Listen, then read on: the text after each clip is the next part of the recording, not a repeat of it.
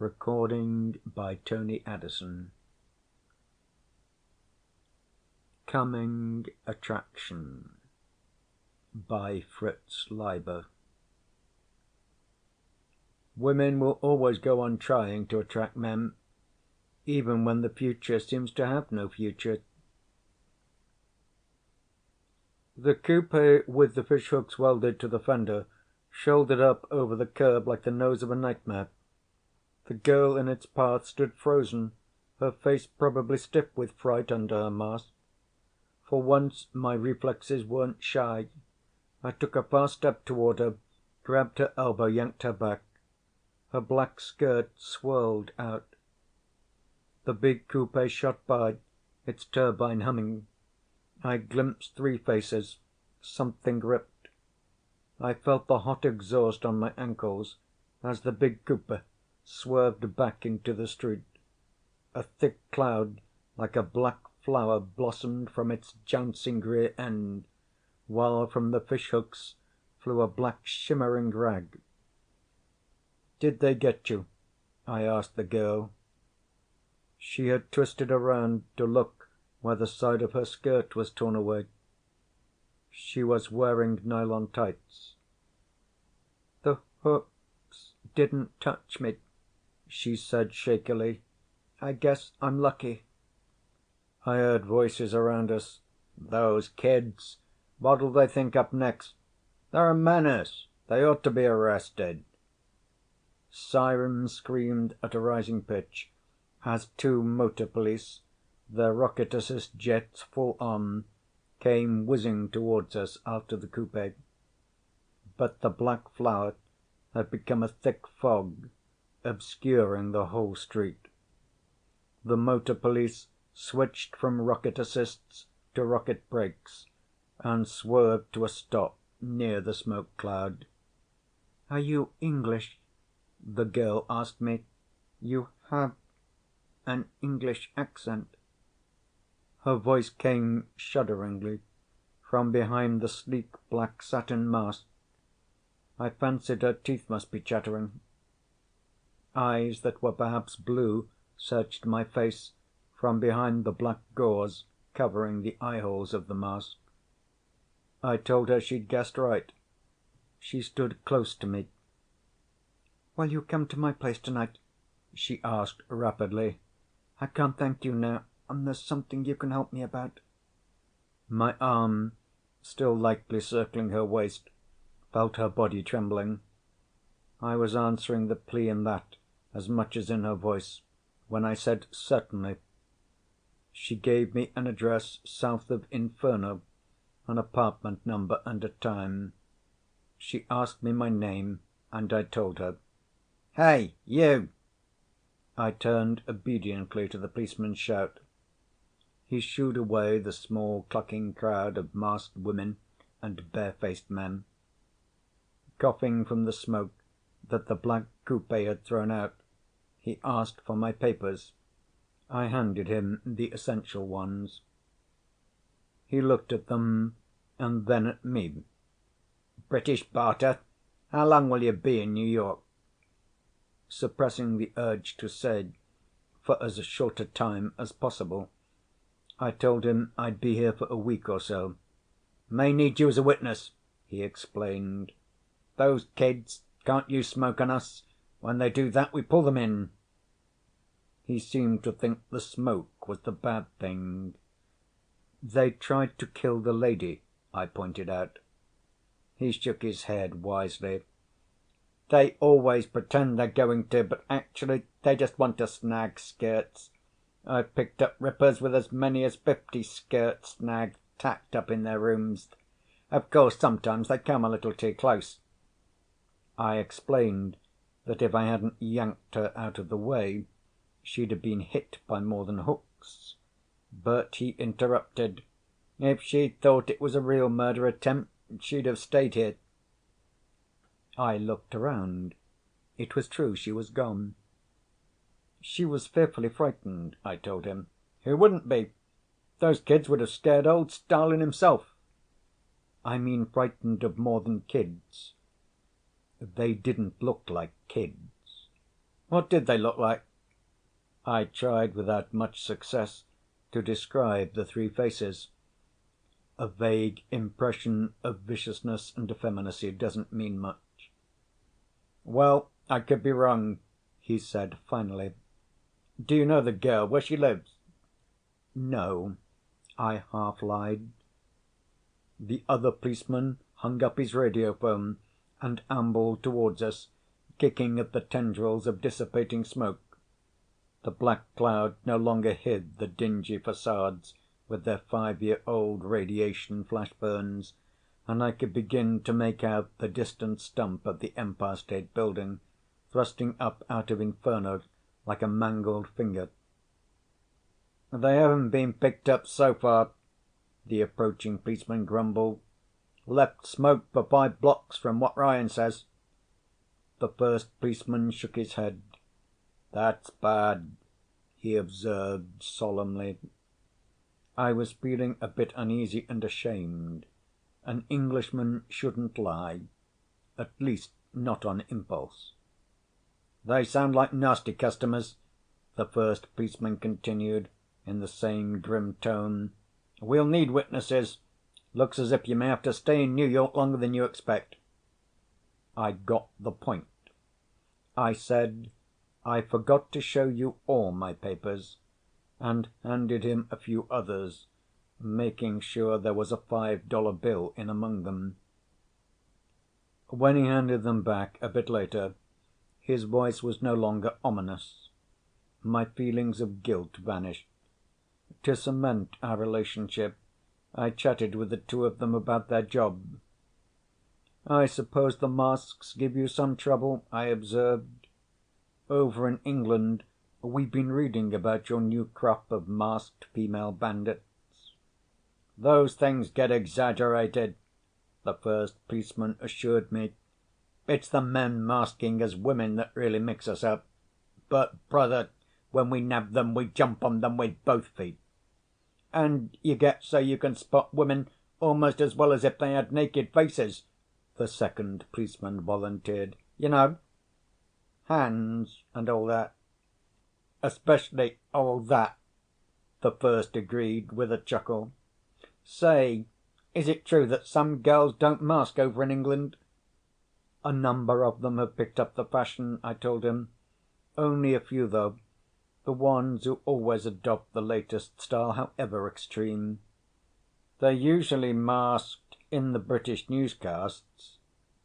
I imagine it's arranged that way, out of deference to American taste, I confessed. Actually, not very many do mask. The second policeman considered that. Girls going down the street, bare from the neck up. It was not clear whether he viewed the prospect with relish or moral distaste. Likely both. A few members keep trying to persuade Parliament to enact a law forbidding all masking, I continued, talking perhaps a bit too much. The second policeman shook his head. What an idea! You know, masks are a pretty good thing, brother. Couple of years more, and I'm going to make my wife wear hers around the house. The first policeman shrugged. If women were to stop wearing masks in 6 weeks, you wouldn't know the difference.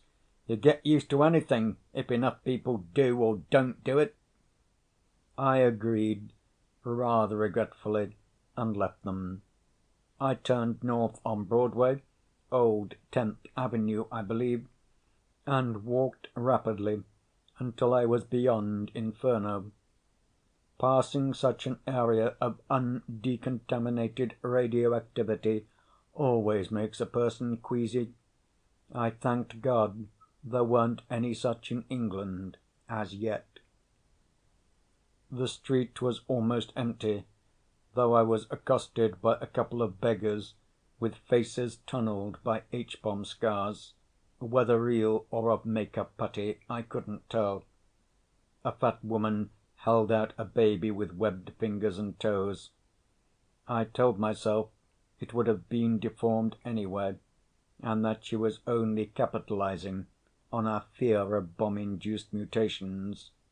Still, I gave her a 7.5 cent piece. Her mask made me feel I was paying tribute to an African fetish. "May all your children be blessed with one head and two eyes, sir." "Thanks," I said, shuddering, and hurried past her. "There's only trash behind the mask, so turn your head, stick to your task. Stay away from the girls." This last was the end of an anti-sex song being sung by some religionists half a block from the circle and cross insignia of a femalist temple. They reminded me only faintly of our small tribe of British monastics. Above their heads was a jumble of billboards advertising predigested foods, wrestling instruction, radio handies, and the like. I stared at the hysterical slogans with disagreeable fascination. Since the female face and form have been banned on American signs, the very letters of the advertisers' alphabet have begun to crawl with sex. The fat-bellied, big-breasted capital B, the lascivious double O. However, I reminded myself, it is chiefly the mask that so strangely accents sex in America. A British anthropologist has pointed out that, while it took more than 5,000 years to shift the chief point of sexual interest from the hips to the breasts, the next transition to the face has taken less than 50 years. Comparing the American style with Muslim tradition is not valid. Muslim women are compelled to wear veils, the purpose of which is concealment, while American women have only the compulsion of fashion and use masks to create mystery. Theory aside, the actual origins of the trend are to be found in the anti-radiation clothing of World War III, which led to masked wrestling, now a fantastically popular sport, and that, in turn, led to the current female fashion. Only a wild style at first, masks quickly became as necessary as brassieres and lipsticks had been earlier in the century. I finally realized that I was not speculating about masks in general, but about what lay behind one in particular. That's the devil of the things. You're never sure whether a girl is heightening loveliness or hiding ugliness. I pictured a cool, pretty face in which fear showed only in widened eyes. Then I remembered her blonde hair, rich against the blackness of the satin mask. She told me to come at the 22nd hour, 10 p.m. I climbed to my apartment near the British consulate. The elevator shaft had been shoved out of plumb by an old blast, a nuisance in these tall New York buildings. Before it occurred to me that I would be going out again, I automatically tore a tab from the film strip under my shirt. I developed it, just to be sure. It showed that the total radiation I'd taken that day was still within the safety limit. I'm not phobic about it, as so many people are these days, but there's no point in taking chances. I flopped down on the daybed and stared at the silent speaker and the dark screen of the video set. As always, they made me think, somewhat bitterly, of the two great nations of the world.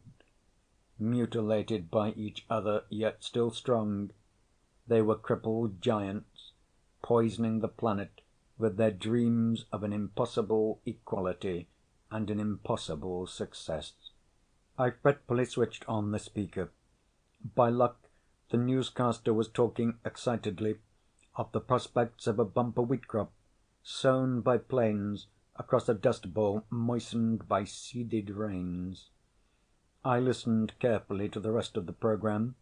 It was remarkably clear of Russian telejamming, but there was no further news of interest to me. And of course, No mention of the moon, though everyone knows that America and Russia are racing to develop their primary bases into fortresses capable of mutual assault and the launching of alphabet bombs toward Earth.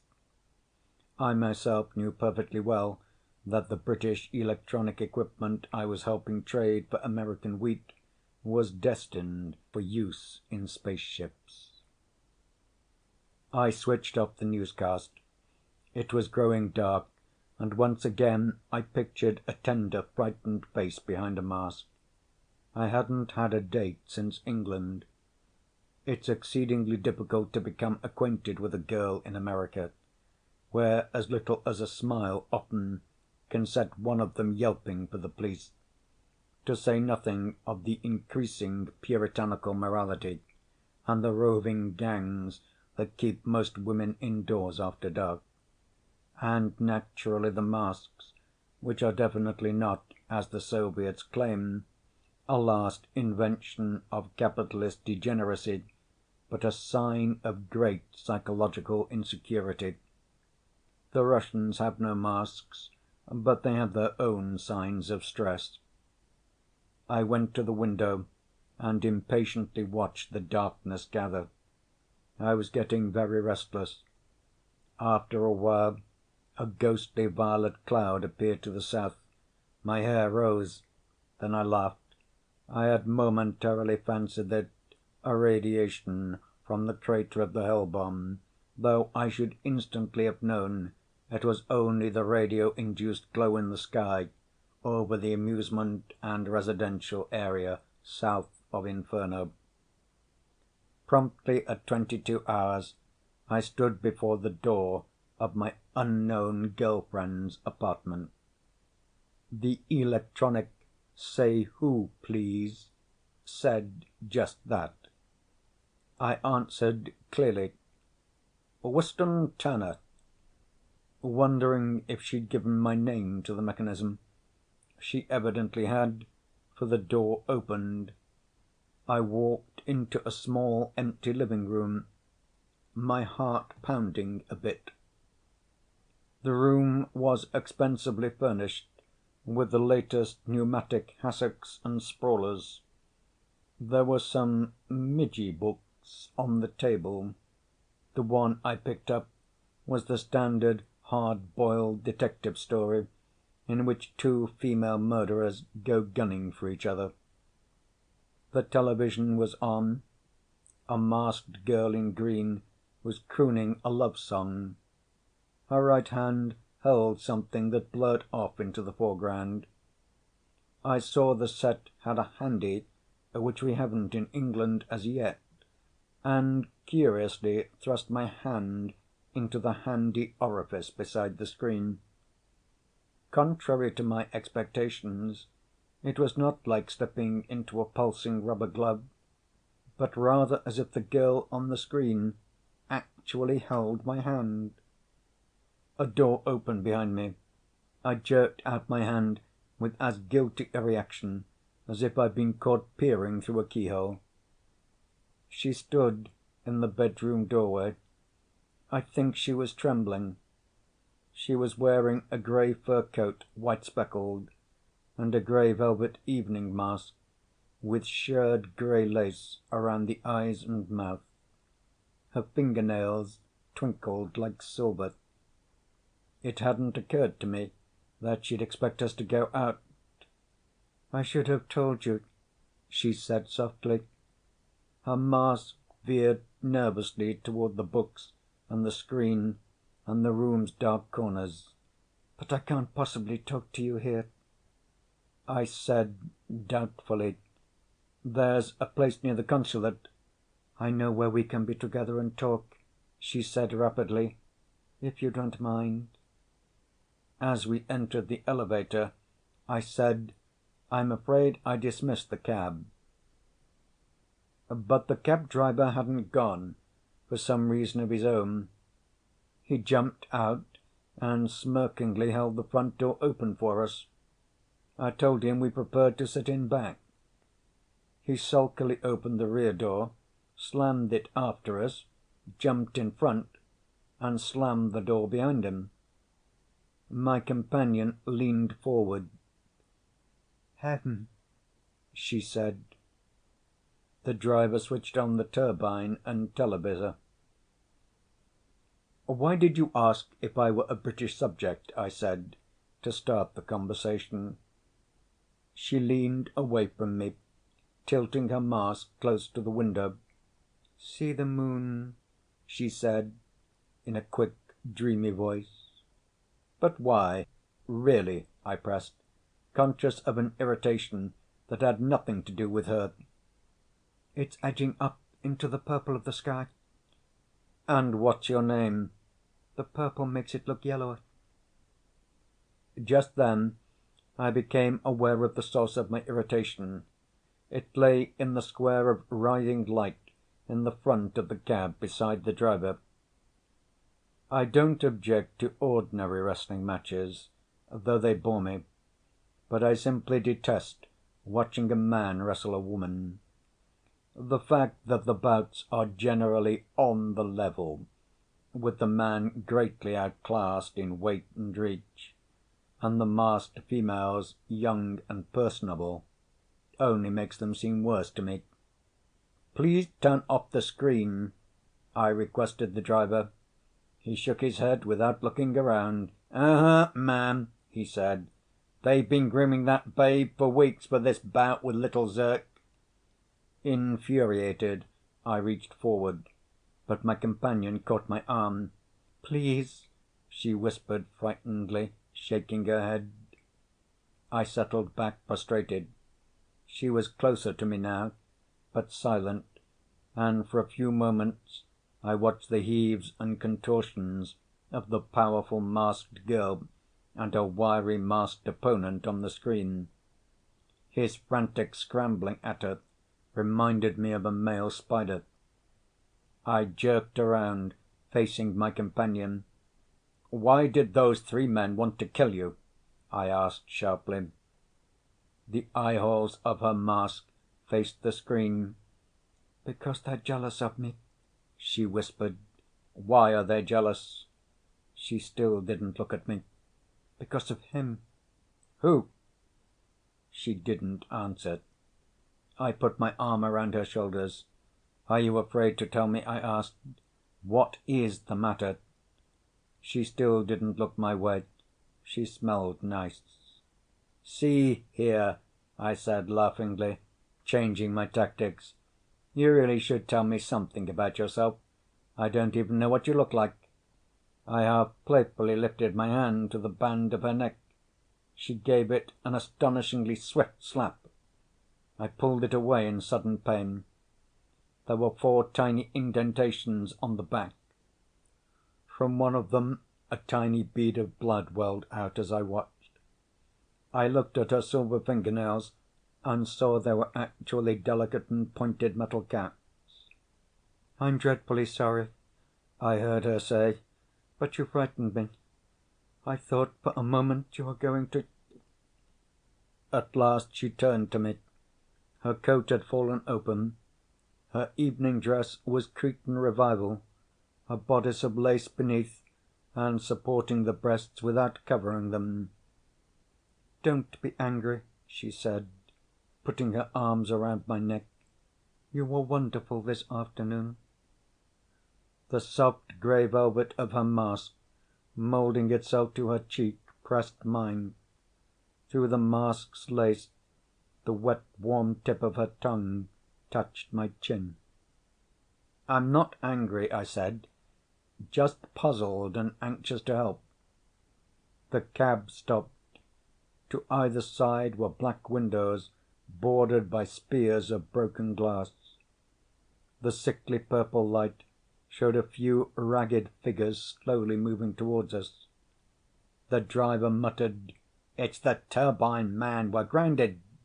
He sat there, hunched and motionless. "Wish it had happened somewhere else." My companion whispered, $5 is the usual amount. She looked out so shudderingly at the congregating figures that I suppressed my indignation and did as she suggested. The driver took the bill without a word. As he started up, he put his hand out the window, and I heard a few coins clink on the pavement. My companion came back into my arms, but her mask faced the television screen where the tall girl had just pinned the convulsively kicking little Zirk. "I'm so frightened," she breathed. Heaven turned out to be an equally ruinous neighborhood, but it had a club with an awning and a huge doorman uniformed like a spaceman, but in gaudy colors. In my sensuous daze, I rather liked it all.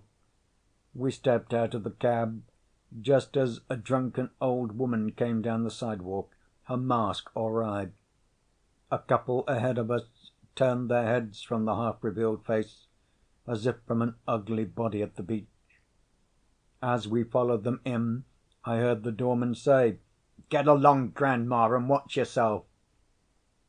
Inside, everything was dimness and blue glows. She had said we could talk here, but I didn't see how. Besides the inevitable chorus of sneezes and coughs, they say America is 50% allergic these days.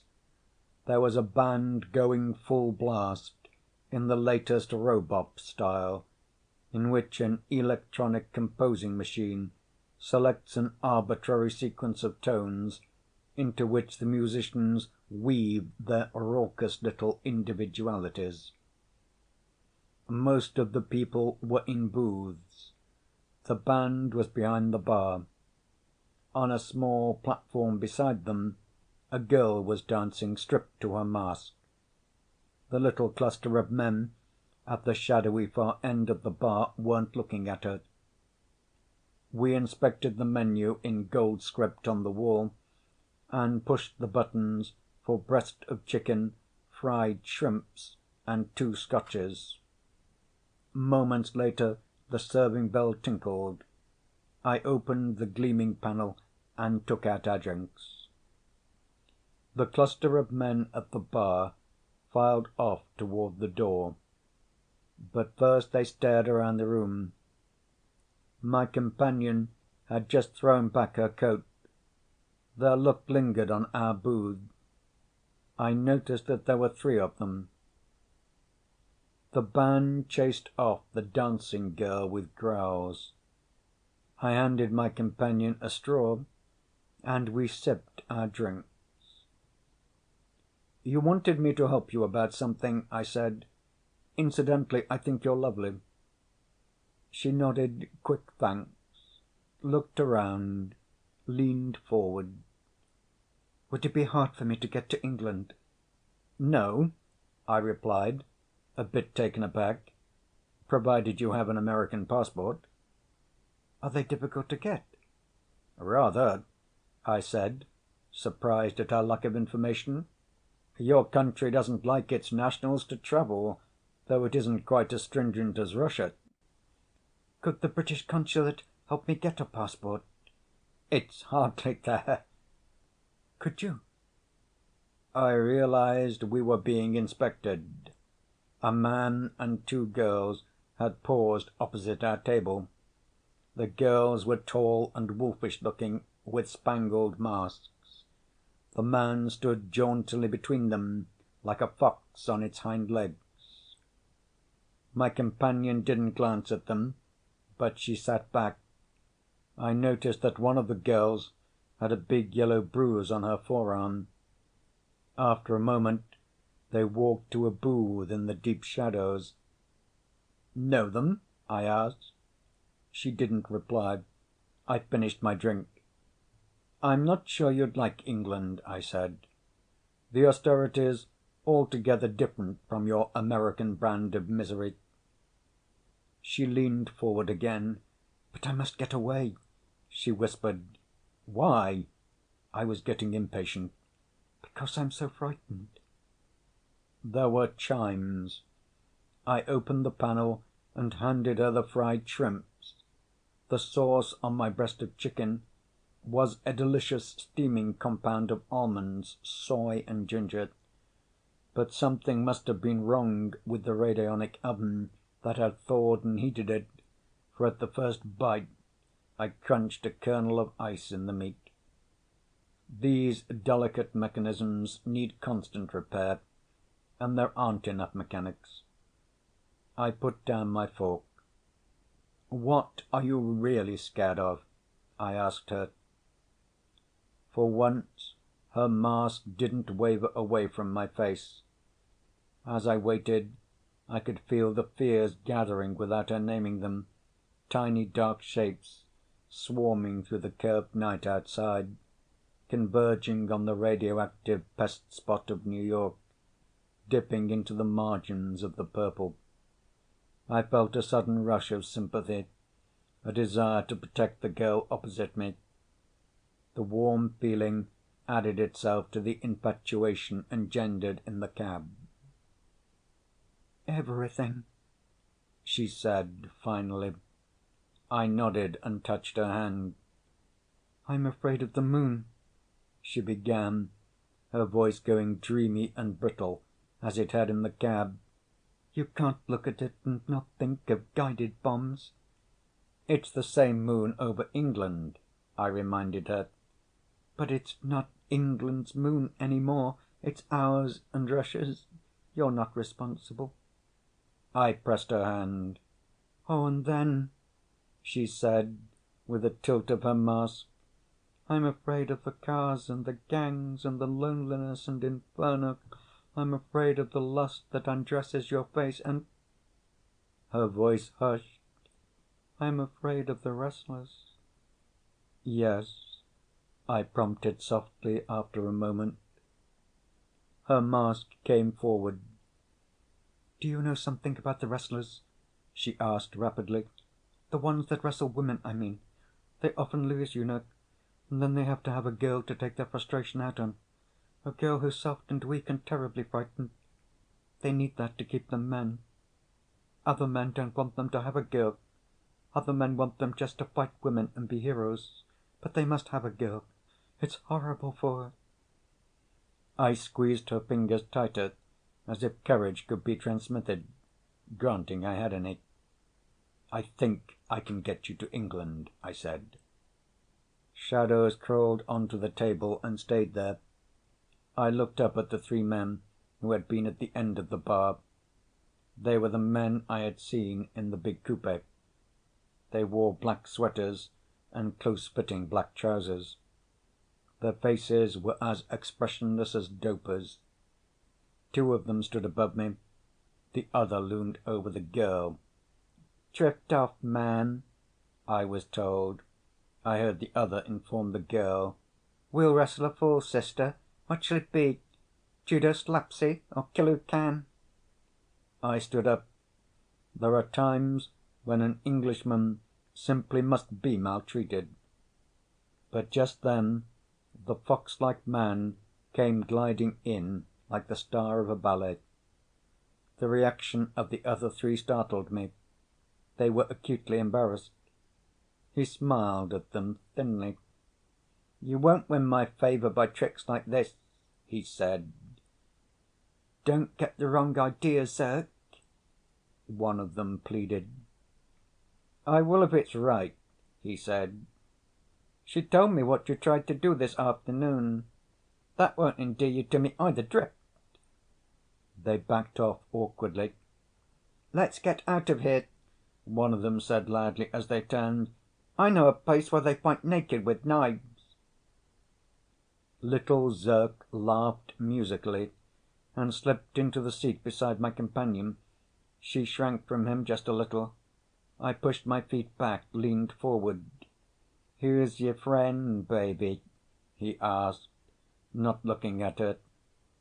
She passed the question to me with a little gesture. I told him. "British," he observed. "She's been asking you about getting out of the country, about passports." He smiled pleasantly. "She likes to start running away, don't you, baby?" His small hand began to stroke her wrist. The fingers bent a little, the tendons ridged, as if he were about to grab and twist. Look here, I said sharply. I have to be grateful to you for ordering off those bullies, but think nothing of it, he told me. They're no harm, except when they're behind steering wheels. A well-trained 14-year-old girl could cripple any one of them. Why, even Theda here, if she went in for that sort of thing. He turned to her, shifting his hand from her wrist to her hair. He stroked it, letting the strands slip slowly through his fingers. You know I lost tonight, baby, don't you? He said softly. I stood up. Come along, I said to her. Let's leave. She just sat there. I couldn't even tell if she was trembling. I tried to read a message in her eyes through the mask. I'll take you away, I said to her. I can do it. I really will. He smiled at me. She'd like to go with you, he said. Wouldn't you, baby? Will you or won't you? I said to her.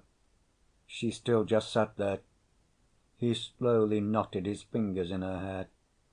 Listen, you little vermin, I snapped at him. Take your hands off her. He came up from the seat like a snake. I'm no fighter. I just know that the more scared I am, the harder and straighter I hit. This time I was lucky. But as he crumpled back, I felt a slap and 4 stabs of pain in my cheek. I clapped my hand to it. I could feel the 4 gashes made by her dagger finger caps and the warm blood oozing out from them. She didn't look at me. She was bending over little Zirk and cuddling her mask to his cheek and crooning, There, don't feel bad. You'll be able to hurt me afterward. There were sounds around us, but they didn't come close. I leaned forward and ripped the mask from her face. I really don't know why I should have expected her face to be anything else. It was very pale, of course, and there weren't any cosmetics. I suppose there's no point in wearing any under a mask. The eyebrows were untidy and the lips chapped, but as for the general expression, as for the feelings crawling and wriggling across it. Have you ever lifted a rock from damp soil? Have you ever watched the slimy white grubs?